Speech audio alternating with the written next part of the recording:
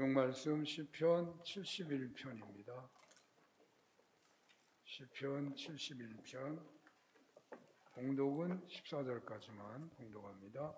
여호와여, 내가 주께 피하오니 내가 영원히 수치를 당하게 하지 마소서. 주의 의로 나를 건지시며 나를 풀어주시며 주의 귀를 내게 기울이사 나를 구원하소서. 내가 항상 피하여 숨을 바위가 되소서. 주께서 나를 구원하라 명령하셨으니 이는 주께서 나의 반석이시요 나의 요새이심이니이다. 나의 하나님이여, 나를 악인의 손 곧 불의한 자와 흉악한 자의 장중에서 피하게 하소서. 주 여호와여, 주는 나의 소망이시요 내가 어릴 때부터 신뢰한 이시라. 내가 모태에서부터 주를 의지하였으며 나의 어머니의 배에서부터 주께서 나를 택하셨사오니 나는 항상 주를 찬송하리이다. 나는 무리에게 이상한 징조같이 되었사오나 주는 나의 견고한 피난처시오니 주를 찬송함과 주께 영광 돌림이 종일토록 내 입에 가득하리이다. 늙을 때에 나를 버리지 마시며 내 힘이 쇠약할 때에 나를 떠나지 마소서. 내 원수들이 내게 대하여 말하며 내 영혼을 엿보는 자들이 서로 꾀하여 이르기를 하나님이 그를 버렸은즉 따라잡으라 건질 자가 없다 하오니 하나님이여, 나를 멀리 하지 마소서. 나의 하나님이여, 속히 나를 도우소서. 내 영혼을 대적하는 자들이 수치와 멸망을 당하게 하시며 나를 모해하려 하는 자들에게는 욕과 수욕이 덮이게 하소서. 나는 항상 소망을 품고 주를 더욱 찬송하리이다. 내가 측량할 수 없는 주의 공의와 구원을 내 입으로 종일 전하리이다. 아멘. 시편 71편 본문으로 피난처 되시는 하나님, 라는 제목으로 주님의 말씀을 증언하겠습니다. 지방을 지나가게 되면 몇 단위 정도 되면 어르신 쉼터라고 큰 글씨로 벽에 써놓은 건물들을 쉽게 볼 수 있죠. 그 쉼터들은 대부분 동네 마을 해관에 만들어져 있더라고요. 저런 쉼터를 교회에서 하면 어떨까 하는 생각이 떠오른더군요. 과거에 어린이들, 청소년들, 청년들 놀이터가, 쉼터가, 그들의 문화 활동 생활하는 장소가 교회당이었는데 지금은 사회의 어떤 필요에도 교회당이 쓰임받지를 못하고 있는 실정이 아닌가 해집니다.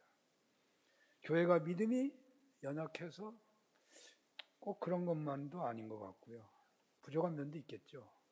그런데 꼭 그런 것 같지도 않고 나라가 선진국이 되다 보니까 국가 예산으로 복지를 책임지고 있기 때문이 아니냐라는 겁니다. 나라가 그렇게 하더라도 삼복주의 피난처인 쉼터로 교회당이 많이 쓰임을 받을 수 있도록 지역 사람들이 더 좋아할 만한 시설이나 프로그램을 만들어서 그렇게 섬겼으면, 그런 한국교회 역량이 더욱 커졌으면 좋겠다는 생각이 듭니다. 니단이 농촌교회에서 제가 목회를 했었는데요.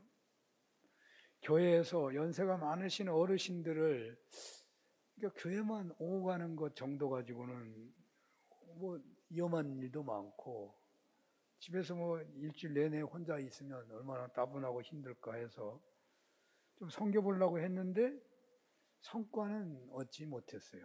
병원이나 겨우 모셔다 다니 드릴 정도였어요. 교회가 좀 가난해가지고 하질 못했습니다. 그 즈음에 재력이 있는 이웃교회가 하는 것을 보았었는데요. 처음에는 호응이 있다가 몇 년이 못 돼서 안 좋은 말만 무성하다가 문을 닫는 것을 보았습니다. 교회가 그렇게 대단한 헌신을 해주어도 계신 분들이 돌아가시게 되면 책임 문제를 따지는 자녀들이 생기면서 힘들어졌고 교회가 의료시설까지 준비할 수가 없어서 결국 선진국이 되어가는 국가의 복지에 밀려나고 말았는데 그때도 매우 안타까운 마음이 있었습니다. 교회당이 이웃들의 피난처가 될 수 있는 방안은 없을까? 오늘 설교 제목이 피난처 되시는 하나님이어서 서론적으로 말씀을 드려봅니다. 6월 말부터 1907년 이후 여름 최고의 더위가 맹인을 떨치고 있는 요즘인데요. 오늘 주어진 말씀이 시편 71편이네요. 오늘 본문의 핵심은 하나님께서 피난처가 되신다는 말씀입니다.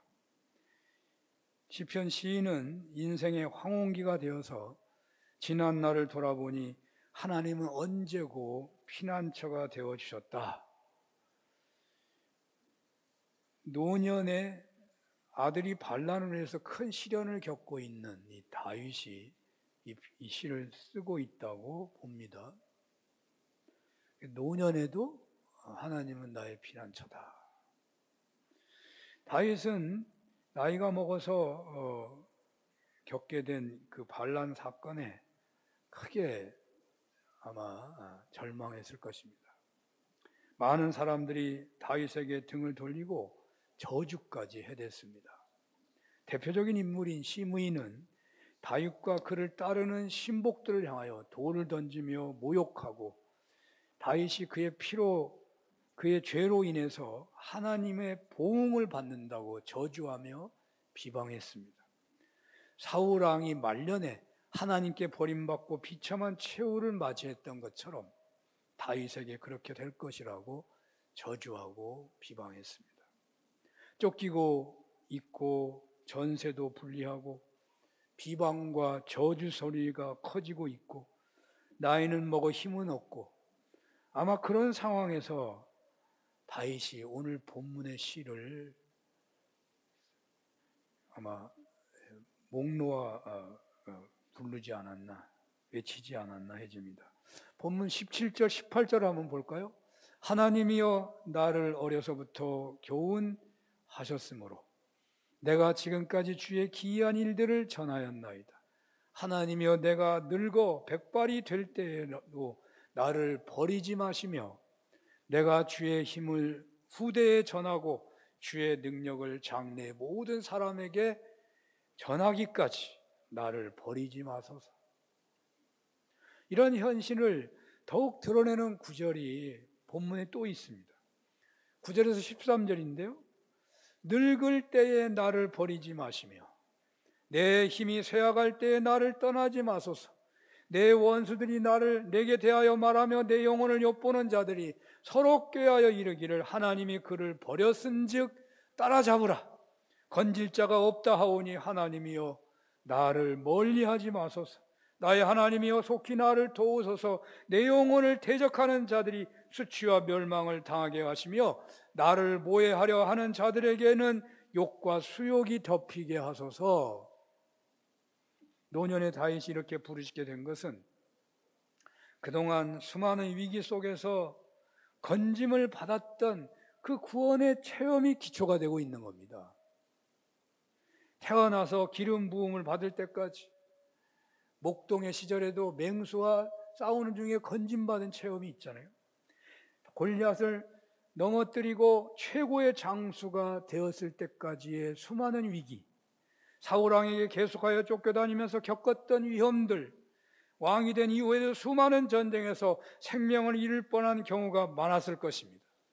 본문 6절에서 8절은 바로 그런 위기에서 건짐받은 체험과 믿음을 고백하고 있다고 하겠습니다. 6절에서 8절 한번 볼까요? 내가 모태에서부터 주를 의지하였으며 나의 어머니의 배에서부터 주께서 나를 택하셨사오니 나는 항상 주를 찬송하리이다. 나는 무리에게 이상한 징조같이 되었사오나 주는 나의 견고한 피난처시오니 주를 찬송함과 주께 영광 돌림이 종일토록 내 입에 가득하리이다. 그렇게도 많았던 위기 속에서 건재하도록 하신 하나님을 기억하면서 지금 노년에 맞은 위험 속에서 오늘 본문의 시로 고백하고 간구하고 노래하고 있는 것입니다. 그러므로 오늘 본문의 핵심은 어렸을 때의 피난처가 되신 하나님, 장년이 되고 왕이 되기까지 또 왕이 된 후에까지 반석이 되시고 요새가 되시고 피난처가 되신 하나님, 그래서 내 영혼을 대적하는 자들이 수치와 멸망을 당하게 하시고 나를 모의하는 자들에게 욕과 수욕을 덮이게 하셨는데, 지금 노년이 되어 위기를 맞은 이 상황에서 주님이 나의 피난처라고, 주님이 나에게 반석이 되시고 소망이 되시고, 그래서 주를 찬송하게 된다고 노래하고 있는 것입니다. 한마디로 하나님은 언제나 다윗에게 피난처가 되셨다는 것입니다. 하나님은 언제나 다윗에게 요새가 되시고 반석이 되시고 소망이 되셨다는 것입니다. 그래서 오늘 나이 먹어 힘이 없고 위기가 심각하지만 똑같이 그때처럼 하나님 나의 피난처라고 그렇게 부르짖고 있는 것입니다. 1절에서 5절을 한번 다 같이 읽어보겠습니다. 시작. 여호와여, 내가 주께 피하오니 내가 영원히 수치를 당하게 하지 마소서. 주의 의로 나를 건지시며 나를 풀어주시며 주의 길을 내게 기울이사 나를 구원하소서. 주는 내가 항상 피하여 숨을 바위가 되소서. 주께서 나를 구원하라 명령하셨으니 이는 주께서 나의 반석이시요 나의 요새이심이니이다. 나의 하나님이여, 나를 악인의 손 곧 불의한 자와 흉악한 자의 장중에서 피하게 하소서. 주 여호와여, 주는 나의 소망이시요 내가 어릴 때부터 신뢰한 이시라. 아멘. 다윗은 노년에 닥친 끔찍한 반역 앞에서 그 목숨이 언제 떨어질지 모르는 그 수치스러운 결과가 예측되고 있는 그 현실에서 그는 지금까지 위험 중에 있을 때마다 피난처가 되어주신 하나님을 부르고 있는 것입니다. 하나님은 나의 피난처입니다. 하나님은 나의 반석이고 요새이십니다. 하나님은 지금도 나의 소망이십니다. 그렇게 부르짖고 그렇게 소망을 품으면서 노래하고 있는 것이죠. 내년이면 산흥교회가 창립 50주년입니다. 희년 성취를 부르짖어 왔는데 눈에 보이는 성과는 현재까지는요, 작년보다 금년이 부족합니다. 1년 사이에 연로하신 분들이 부쩍이나 늘어나고 있다는 느낌이 피부로 이게 느껴지려요. 병원에 오가시는 분들이 많아지셨습니다. 우리의 현실은 그렇지만 우리네가 진정 하나님을 향한 믿음으로 충만하다면 어려울수록 하나님 우리의 반석이고 요새고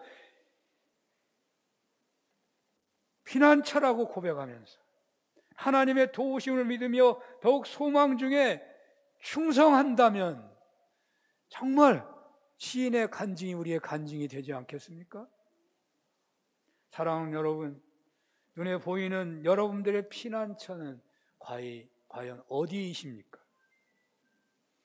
교회 공동체나 사회 공동체라는 것이 말 그대로 공동체기에 젊은 분들 또 노령 인구가 급증가하는 젊으신 분들도 노년이 급증가하니까 말이죠. 큰 부담이 되고 있을 것이고, 노년들은 현실적으로 자신의 피난처가 어디인가, 과거에처럼 자식일 수도 없고 모두가 가게 되는 요양원이나 요양병원인가라고 생각하는지 모릅니다. 오늘날 교회가 성도들의 피난처가 되고 있지 못한 형편이라고 보여지는데, 과연 교회 공동체는 성도들에게 그렇다면 어떤 위치에 있는 것입니까? 또 살아계시는 하나님은 여러분들에게 어떤 위치에 놓여 모셔져 있는 것입니까? 오늘 하나님께서는 내가 너희의 피난처가 되어 주마라고 말씀하십니다. 우리의 반석이시고 요새가 되어 주시겠다고 말씀하시는 것입니다.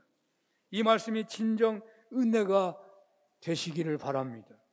오늘 본문에서 다윗은 노년의 위기 앞에서 하나님은 피난처가 되시고 반석이 되시고 요새가 되신다는 은혜가 넘치고 있습니다. 여러분들에게는 하나님과의 사이에서 어떤 은혜가 있으십니까? 저희 고모님 얘기 좀 해볼까 합니다. 언제 했는지도 모르겠어요. 오래전에 돌아가셨는데 6.25 때 공산당들이 퇴각을 하고 있었던 때에 벌어진 일입니다.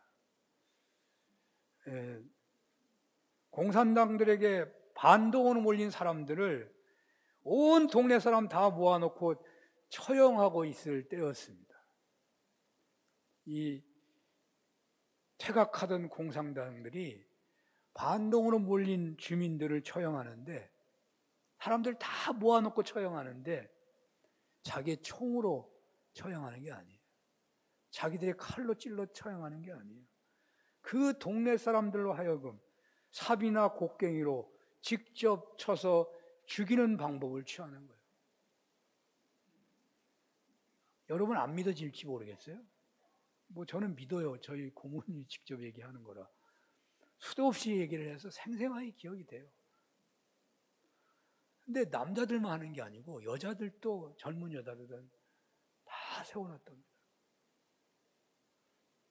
그리고 우리 고모도 거기 서 있는데 말이죠.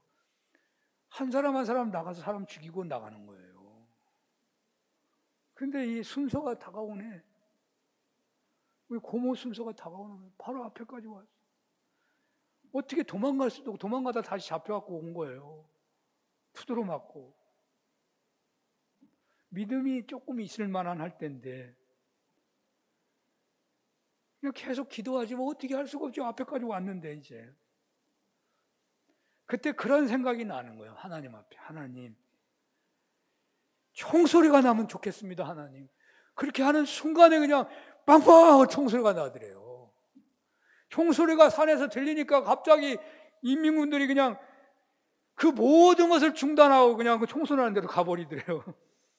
그래가지고 그 끔찍한 현장에서 건짐을 받았는데 그 체험이 너무나 강렬해가지고 하나님께서 당신을 구원해 주심에 대해서 다 감사하고 찬양하면서 문제만 있으면 하나님 앞에 가는 거예요. 어떤 위험이 와도, 어떤 문제가 있어도, 절망스러운 다른 사람 다 절망해도 그냥 교회만 갔다 오면, 기도하고 오면 그냥 다 은혜가 되는 거예요. 고모부가 나병 환자이셨어요. 소록도 갔다 오셨어요. 혼자서 6남매를 키우는데 등에 업고 양손에 잡고 앞에도 안고 그래도 하나 남잖아요. 거의 빌어먹듯이 사는 거예요. 그 삶을 항상 하나님 앞에 기도하면서 그 굶어 죽을 만하면 먹여주시고 굶어 죽을 만하면 먹여주시는 그러는 하나님을 체험하면서 사시는 거죠.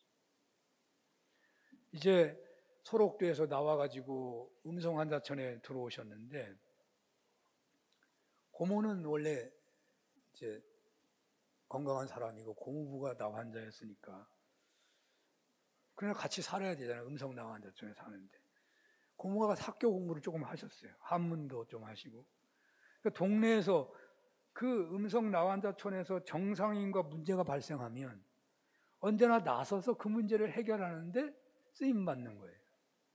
기도를 많이 하니까 담대한 거죠. 그래서 어느 때는 뭐 문제가 해결 안 돼서 청와대까지 갔는데 직접 청원서를 써가지고 청원서를 들고서 앞장서서 갔는데 뭐 경호원인지 경찰인지 막 사람을 굴리고 막 엄포를 주고 다 꼼짝을 못하는데 거기 가면 옛날에 박정희 시대잖아요. 그러면 다 벌벌 떨고 있는데 고모는 뭐 겁이 없으니까 거기서 막 그런 상황에서도 흐트러짐이 없이 당당하게 그 문제를 얘기하니까 경호원들이나 뭐 경찰들이 주선해가지고 오히려 문제가 잘 해결돼서 돌아오는 그런 무용담도 있더라고요. 하나님이 피난처가 되어주시고 요새가 되어주신 체험 그런 것을 그 총소리 한번 체험한 대로 그냥 계속 많이 체험했다는 거죠. 그분은 언제고 문제가 발생하면 교회로 달려갑니다. 하나님께로 나가기만 하면 그 위기에서도 하나님의 피난처가 되는 거예요. 자식들이 얼마나 힘들게 하는지 아버지 없이 자란 자녀들이 얼마나 힘들게 했겠어요. 하여가 자녀 때문에 얼마나 그 눈물의 삶을 교회 갔다 오면 그냥 웃는 거예요. 하나님은 요새가 되시고 방패가 되시고 반석이 되시고 환난 중에서도 언제나 살 수 있는 용기와 힘이 되어주시는 거예요. 하나님께 가서 기도하고만 오면 그냥 감사가 되고 은혜가 되는 거예요. 그분의 언제나 사람들이 하는 말은 감사요. 어떻게 감사할 게 하나도 없는데. 저 형님 언제나 핀잔하는 거죠. 고모가 지금 삶이 이런데 무슨 감사하냐고. 그러나 그분의 마음의 속에 감사가 넘치요. 어려움 속에서도 그렇게 담대하시고 꿈이 크시고 언제나 제게 소망을 심어주시고 하나님만 잘 믿으면 세상에 못할 것이 없다 하면서 제가 엄청 낙심한 시절이었어요. 군대 가기 직전에는. 제게 용기와 사랑과 격려를 쏟아붓는데 끝이 없으시더라고요. 사실 제가 예수 믿게 된 것은 인간적으로 저에게 가장 영향을 준 분이 고모예요. 다윗은 피난처가 되신 하나님을 체험했습니다. 반석이 되시고 요새가 되신 하나님을 생생하게 체험한 사람입니다. 그래서 그는 노년기에 닥친 그 끔찍한 현실에서도 오직 하나님만이 피난처가 되신다고, 반석이 되신다고, 요새가 되신다고 하나님만을 의지하고 기도하고 있고 또 승리를 확신하며 소망 중에 찬양하고 있는 거예요. 사실이 분명히 이러하지만 그러나 우리네는 여전히 하나님이 피난처가 되지 못하고 하나님이 반석이나 요새가 되지 못하고 있는 형편은 아니십니까? 오늘날 시대가 너무 어려운 시대입니다. 어려운 때의 신앙인들은 보통 어디에 관심을 갖는 것일까요? 아무래도 물질에 관심이 많이 가져요. 돈이 얼마나 힘이 있고 능력이 있는지 모릅니다. 암 같은 병에 걸려도 돈이 없으면 치료도 못 받더라고요. 어차피 죽는 거지만 치료도 못 받고 죽으니까 또 불쌍하고 본인이 얼마나 처량합니까? 과학과 의술과 돈을 절대적으로 의지하게 됩니다. 진정 이런 방향으로만 살고 있다면 그 사람에게는 하나님은 피난처가 되지 않고 있는 거잖아요. 우리 교회는 뭐 예외라고 생각합니다만 많은 교회 성도들은 경제적으로 어려우면 그 지출 씀씀이가요 줄어드는 데가 하나님께 대한 씀씀이가 줄어들어요. 물론 감사헌금이나 무슨 특별한 무슨 기여하는 헌금은 줄어들 수밖에 없죠. 경제가 어려우니까. 그러나 11조를 드린다든지 혹은 뭐 다 하신 분은 아니겠지만 내가 선교 헌금을 얼마나 드리겠다 작정했다면 그 선교 헌금은 선교사의 생계가 달린 문제거든요. 그런 헌금은요 하나님의 것을 하나님께 드리는 헌금이에요. 이런 헌금이 기부금이 되어버린다면 그분에게 있어서 하나님은 피난처나 반석이나 요새되기가 어려울 것입니다. 하나님이 피난처가 되시고 반석이 되시고 요새가 되었음을 고백하며 사는 것은 또 어떻게 사는 것일까요? 앞에 예화에도 말했지만요 하나님을 의지하고 사는 거예요. 그래서 늘 하나님께 부르짖고 기도하는 삶을 사는 거예요. 또 하나님의 말씀에 주의하면서 말씀을 붙잡고 사는 거예요. 바쁘고 힘들어도 더욱 말씀을 묵상하고 그 말씀대로 순종하며 살아가려고 애를 쓰는 거죠. 구체적으로 그렇게 살아가는 삶이 뭔지 아십니까? 놀랄지 모르지만요 주일을 지키는 삶이에요. 주일도 안 지키면서 나는 기도하는 삶을 살아요. 말씀을 붙잡고 살아요. 나는 하나님만 의지하고 살아야 한다면 넌센스입니다. 자기 방식대로 하는 거예요. 주일을 성수하는 것보다 이 힘든 시대에 하나님을 피난처라고 고백하고 살아가는 최고의 방법이 없다고요. 없어요. 주일 성수를 율법이라고 경임하라는 신앙인들이 많은 것 같아요. 율법이라는 말 자체를 아주 그냥 나쁜 말로 생각하는 사람이 많아요. 한국에서 번역을 잘못해서 그렇다는 말은 아니에요. 율법의 원어는 토라입니다. 토라. 토라는 거의 한숭 한 구절 어떤 한 뜻도요 부정적인 의미가 하나도 없어요. 토라는 뭐냐? 하나님이 사람들에게 주는 교훈을 말하는 거예요. 하나님의 온전하고 완전한 인간을 향한 마음을 말하는 거예요. 하나님이 우리를 축복하고 구원하려고 하는, 그래서 우리와 관계를 좋게 하시고자 하는 하나님이 그 길을 알려주는 거예요. 그게 토라예요. 토라의 본래 의미예요. 주일을 지킨다는 것은 안식일에서 온 것입니다. 안식일을 지키는 중요한 이유는 우리가 믿는 하나님이 창조주시라는 고백의 실천입니다. 하나님이 창조주가 돼야, 하나님이 모든 만물을 친히 경륜하고 섭리하시는 창조주가 돼야 그 하나님이 피난처가 되는 거잖아요. 피난처가 되는 거죠.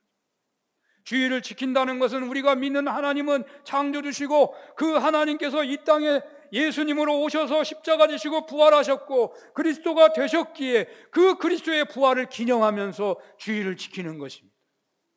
다시 말하면 주일을 지키는 것은 우리가 믿는 하나님이 창조주시고 우리가 믿는 예수님이 십자가 지시고 부활하심으로 모든 피조물이 부활하게 되는 재창조가 완성되었기 때문에, 대창조를 완성한 분이시기 때문에 그분을 믿기에, 그리고 오직 예수님만을 그리스도라고 믿기 때문에 지키는 것입니다. 예수님이 그리스도라는 말은 예수님이 피난처라는 말에 가장 가까운 말이에요. 그리스도는 우리의 모든 것을 다 담당할 수 있는 분이십니다. 그리스도란 말은 주님 우리의 요새고 반석이시고 우리의 소망이라는 그 말을 다 포함하고 있는 것입니다. 그러므로 안 지킨다는 것은요, 하나님의 창조를 믿지 못하거나 예수님의 그리스도 되심을 믿지 않는 것이거나 더 나아가 다른 우상을 섬긴다는 의미가 되기도 하는 것입니다. 다른 것이 피난처니까 못 지키는 겁니다. 하나님이 피난처라면 지켜야 하는 거예요. 물론 원자력 발전소에 일을 하고 공공에서 일을 하는 사람이 무슨 나를 갖다가 칼처럼 지키겠어요? 그런 의미로 말하는 게 아니고요. 주의를 지키지 않아도 된다는 잘못이에요. 지키지 않아도 된다는 말은 심각한 잘못이에요. 하나님이 피난처가 아니에요. 그렇습니다. 주의를 지킨다는 것은 주님만이 진정 우리의 피난처시요 요새시요 반석이시요 부활의 첫 열매가 되심을 믿기 때문에 그런 것입니다. 우리의 예배의 고백이 뭡니까? 신령과 진리로 드리는 거예요. 보혈의 피에 죄사함을 받고 하나님과 관계가 회복되는 거고, 번제처럼 내 몸을 바치는 고백이 있는 것이고, 화목제처럼 하나님과 사람과 화목의 제물이 되는 거예요. 속죄의 제물이 되는 거예요.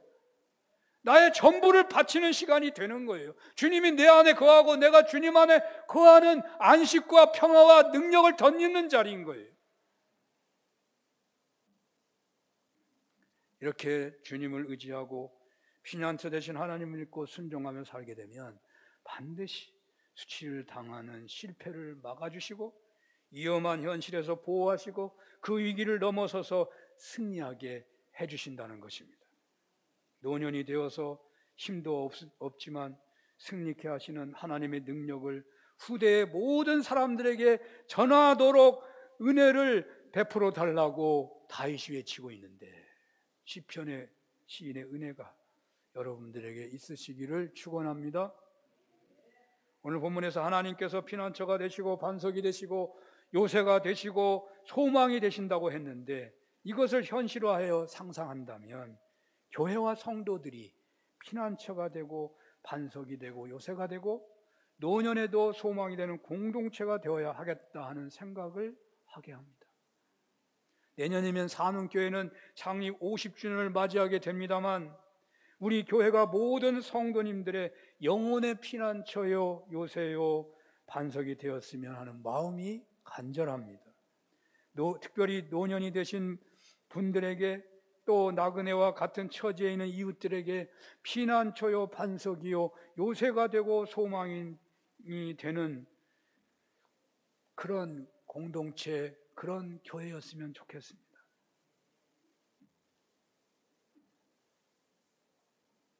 하나님께서 피난처고 반석이시고 요새라고 한다면, 그 또 소망 중에 찬양의 대상이라고 한다면 바로 그 하나님을 드러내고 그 하나님을 높이는 데 있어서 세상에서 가장 중요한 거룩한 장소, 거룩한 단체는요, 교회 공동체고 교회예요.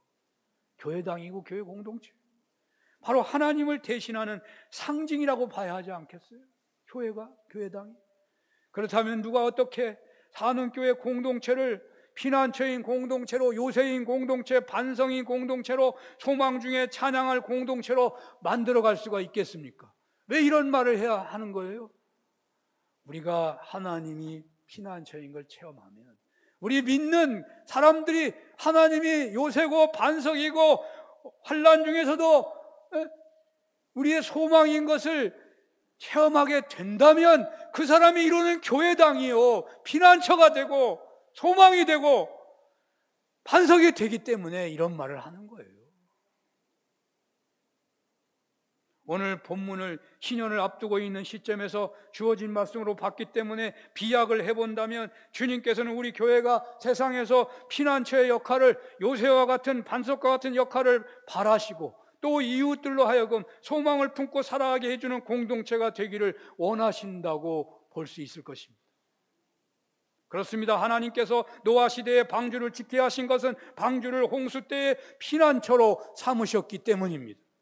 교회 공동체가 피난처라는 것은 사실 중요한 상징이 될 수 있습니다. 교회는 세상사에 지친 영혼들의 피난처고 요새가 되어야 하는 것입니다. 또 교회는 힘들게 살아가는 사람들에게 소망을 품도록 도와주어야 할 것입니다.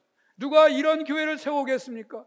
사는교회 성도들이 이런 방향으로 신앙생활해야 한다는 것입니다. 신년을 앞둔 우리네의 최고의 신앙 덕목, 신앙 태도가 바로 이러해야 하지 않겠냐는 거예요. 하나님이 진정 우리의 피난처고 요새고 반석이라고 확신한다면, 현실의 삶에서 실제적으로 체험하는 은혜를 누린다면 얼마나 좋겠습니까?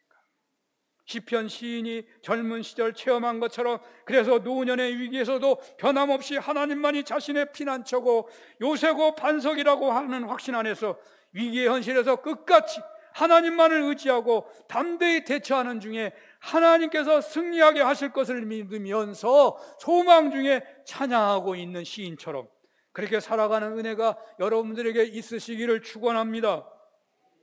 피난처가 되어주실 것을 확신하며 소망 중에 찬송하는 은혜를 누리게 되는데요,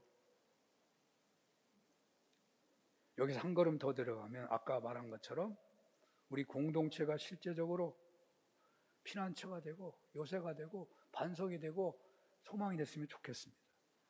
이따금씩 예화를 들었습니다마는 미국의 어떤 교회는 지역사회에 끼니를 거르는 가정에게 먹을 것을 간편한 꾸러미로 만들어서 주일에 교회 오면 제공을 하는데, 교회에서 500개를 만들면 500명이 오고 뭐 1000개를 만들면 1000명이 온다고 그렇게 간증을 하더라고요. 제가 직접 갔었거든요. 그럼 어떻게 그게 맞아? 틀릴 수도 있겠지. 근데 그 얘기를 자꾸 하더라고. 왜 그런 얘기를 하냐면, 교인이면 5000명인가 10,000명이 되는데 그 교인들이 감동에 의해서 먹을 걸 준비하는 거거든요. 아, 내가 이번에 먹을 걸 좀 줘야지. 나도 먹을 것 없지만. 근데 미국의 음식은 싸우기가 쉬워요. 빵이고 뭐 이렇게 소세지고 뭐 이런 것들이니까 많이 싸우면 이제 봉사자들이 모아가지고 일주일 먹을 만큼 이제 보따리를 만들어 놓는 거잖아요. 그러니까 모이는 대로 만드는 거니까 뭐 강제로 하는 게 아니거든요. 다 자발적으로. 그러니까 숫자가 정해질 수가 없어. 그런데 놀라운 것은 자기들이 가져온 만큼 사람들이 와서 가져간대.